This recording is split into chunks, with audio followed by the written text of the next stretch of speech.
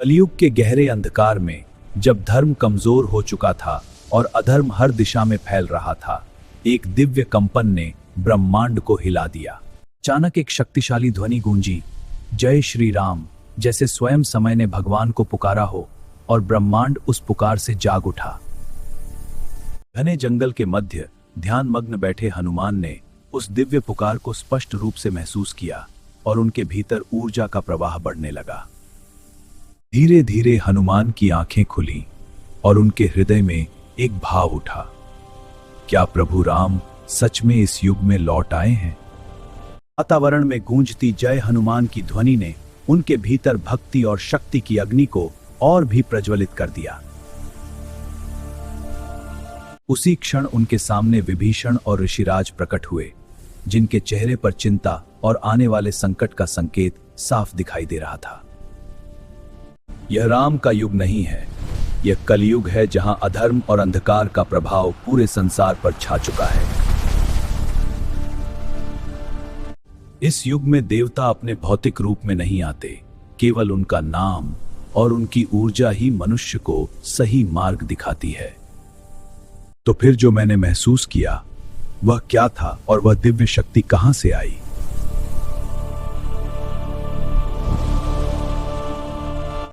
ऋषिराज ने उत्तर दिया, वह रुद्र प्राण था, महादेव की दिव्य ऊर्जा जो तब प्रकट होती है जब विष्णु का अवतार अपने मार्ग की तैयारी करता है। ऋषिराज ने आगे कहा, यह शक्ति एक संकेत है कि विष्णु का नया अवतार कल्कि इस युग में अपने आगमन की तैयारी कर रहा है।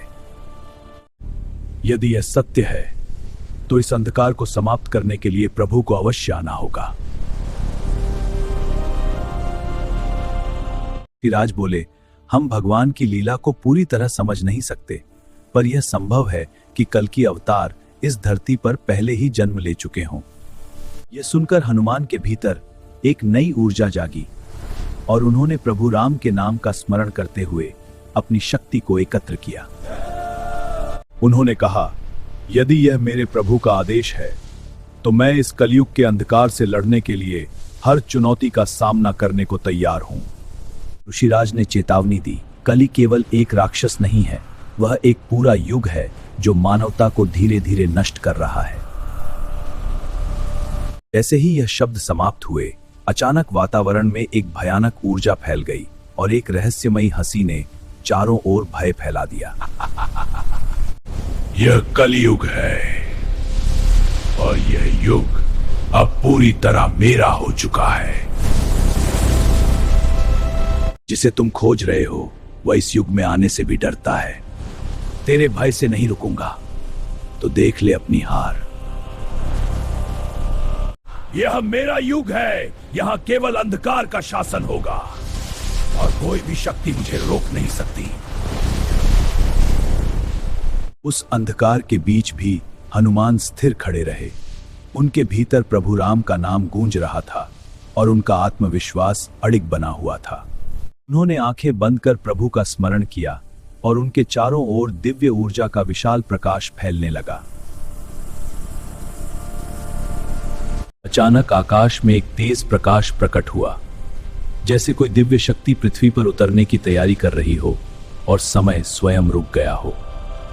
धरती कांपने लगी, समुद्र उफनने लगे और वातावरण में एक अनोखी शक्ति का संचार हुआ जो आने वाले परिवर्तन का संकेत दे रही थी। हनुमान ने ऊपर देखा और महसूस किया कि यह वही शक्ति है जिसका संकेत उन्हें पहले मिला था। ऋषिराज ने कहा, समय आ गया है, सभी अमरों को एकत्र करना होगा, क्योंकि यह युद्ध केवल शक्ति से नहीं बल्कि एकता से जीता जाएगा।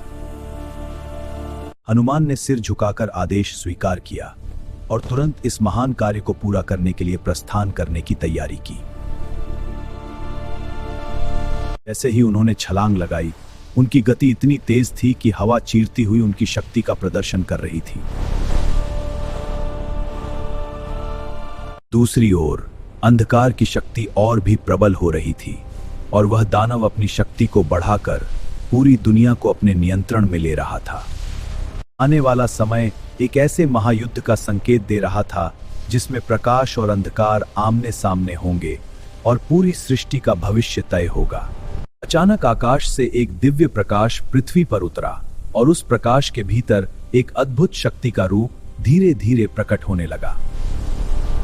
वह रूप और कोई नहीं बल्कि विष्णु का अंतिम अवतार कल्कि था, जो इस युग के अंधकार को समाप्त करने के लिए प्रकट हुआ था।